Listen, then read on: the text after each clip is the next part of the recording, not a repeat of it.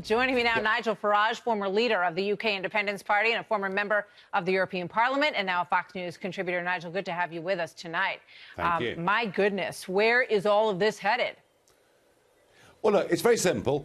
The British people had a referendum to decide on our future. We voted to leave the European Union, to leave its court, to leave its lawmaking processes, to take back control of our borders and our money. Simple as.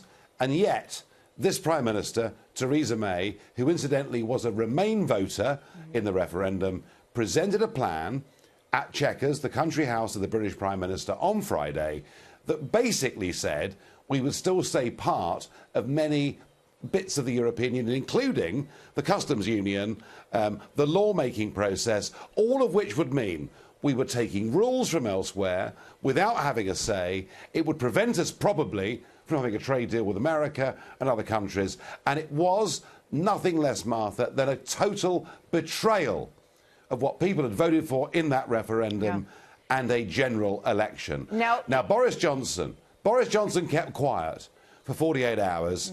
I think he's now sensed where the wind is blowing, and by resigning, he's done the right thing. All right, so where are the winds going? I mean, does Theresa May get pushed out, or does she come back closer to you and Boris Johnson? Do you, as you said on radio, get back in? Do you leave the UKIP party once again and try to become Prime Minister yourself? Well, do you know something? I was a businessman. I got involved in politics because of this European question, because I wanted us to be an independent, free, self-governing, democratic nation. I fought for 25 years to get that referendum and the result we got. And if they're going to throw it out of the window, then I will be back fighting them with even more vigour than I had last time.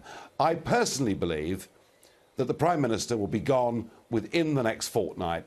And then we have a chance to get a Prime Minister, a leader of the Conservative Party that holds faith with 17.4 million voters who voted leave in what was the greatest democratic exercise in the history of my islands.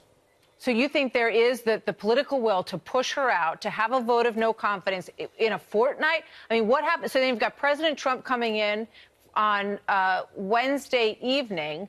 He'll be there Thursday to meet with Theresa May, to meet with the Queen. What kind of UK is he going to be facing in a few days? Well, President Trump, I think, will be very frustrated. He believes in Brexit. I know that. I've discussed it with him. He believes in the nation state, not these new globalist supranational outfits. And the president's going to be furious, isn't he, that Theresa May wants to tie us into something that would stop us having a proper trade deal between the US and the UK. My guess is that President Trump will say some quite tough things when he comes to the UK, and he'd be right to do so. So if she is pushed out in a fortnight, as you say, who's going to replace her? Well, Boris, of course, Johnson will always favour himself as being the man that gets there. There's an old saying in Conservative politics that the favourite rarely wins. There is an outside horse, somebody called Jacob Rees-Mogg, who to American viewers will appear like a sort of 18th century English country gentleman. He's very old-fashioned, he's very charming, but he's very genuine. And I would say between Boris and Jacob Rees-Mogg, one of those two will take the crown. All right. I want to ask you a quick question, and I'm going to see you when we get to London shortly. This blimp that Sadiq Khan, the mayor of London, has approved to fly over your city while the president is there in protest. How do you feel about that? It's an insult. You know, whatever Sadiq Khan thinks about President Trump, he should not put that personal enmity above the fact that President Trump, like him or not, is the leader of the biggest and most important country in the world. And I cannot imagine any other city in the world that would fly a blimp, you know, an insulting blimp of the president above their parliament on the day of his visit. Sadiq Khan is a total disgrace. Let me ask you about the NATO meetings as well, because there's concern that President Trump is basically sending the message that either you're in for the amount that you said you would be in for to all of these countries, and I think that, most people understand that argument, or you know, perhaps we pull out troops. There's a concern about that. Perhaps the United States doesn't keep its traditional role as part of NATO.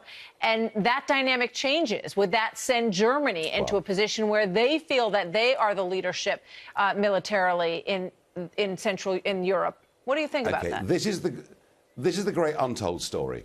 NATO has been there since the late 1940s. It has been a great, successful military alliance. And of course, the Americans have been very much the senior partner in all of this, with us playing a role as number two.